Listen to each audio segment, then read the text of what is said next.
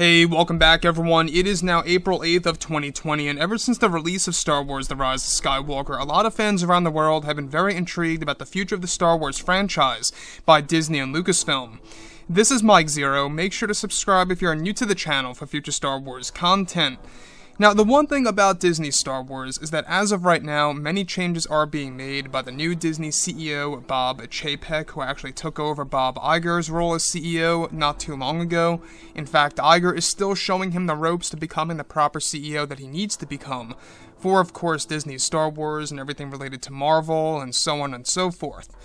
Now, one thing is for certain is that they really are trying to patch things together ever since December of 2017, which was the debut of Star Wars The Last Jedi. Now, The Last Jedi by creator Rian Johnson really created a big divide between Star Wars fans. There's no denying this. I mean, in the beginning, Disney liked to deny this, stating that, it was nothing more than a minority and that the soloist Star Wars story box office results had nothing to do with The Last Jedi and that it was just purely a frequency issue.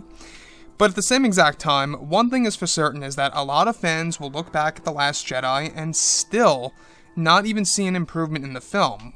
Back then, Disney argued that maybe in a couple of years' time, people will actually have The Last Jedi grow on themselves, kind of just like it more as it ages, and that doesn't seem to be the case.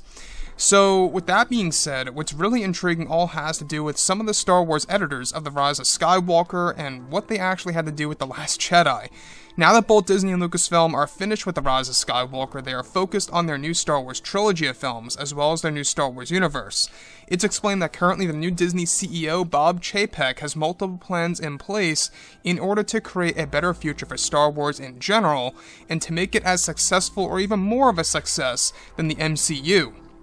Now, it's noted that currently Disney has over 10 years worth of Star Wars projects currently in the works for Disney Plus as well as the theatrical releases.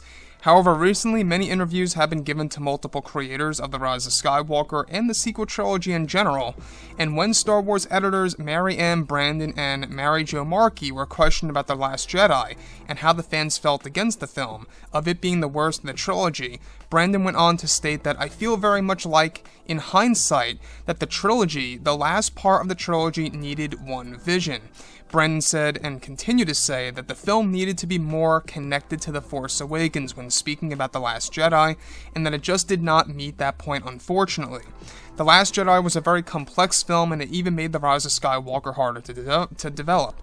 Markey, another Star Wars editor, stated that it felt like The Last Jedi undid The Force Awakens and completely abandoned and ignored it. Markey continued to state that I couldn't agree more, Markey said. It's very strange to have the second film consciously undo the storytelling of the first film.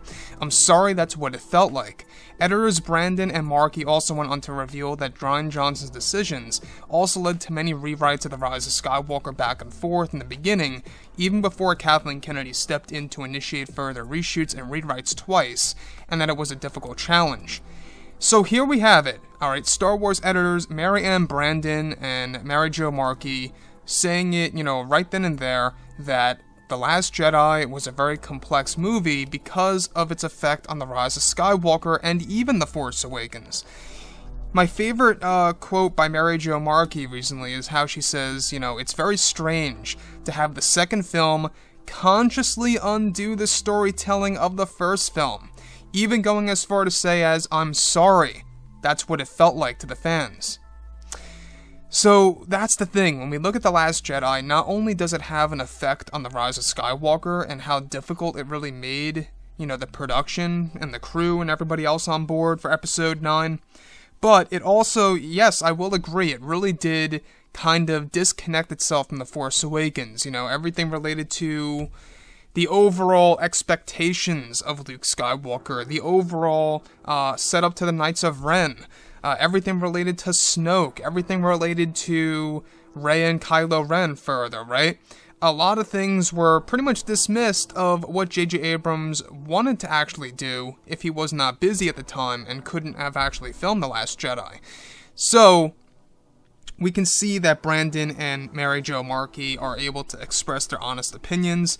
Like I said, I think that this is going to be correct in the coming years, is that in the coming years, you're going to see more and more creators having more confidence in themselves to really open up the truth, especially as, they get further and further away from the time that they worked on Star Wars.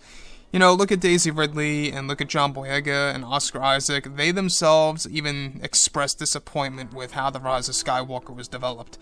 And, for the editors of The Rise of Skywalker to talk about The Last Jedi like this, it is very interesting. I think it just further confirms that the backlash is just not a minority, as a lot of people like to say. It's more than that. And, there's no denying that. Everybody that I know, and I'm sure a lot of people that you know, disliked The Last Jedi, at least on some level. So with that being said, guys, drop a comment below. Let me know what you think about all of this in the comments, and if you guys did enjoy the content for today, do make sure to drop a thumbs up on this video to support the channel. I thank you all so very much for the kind support, and I'll catch you guys next time.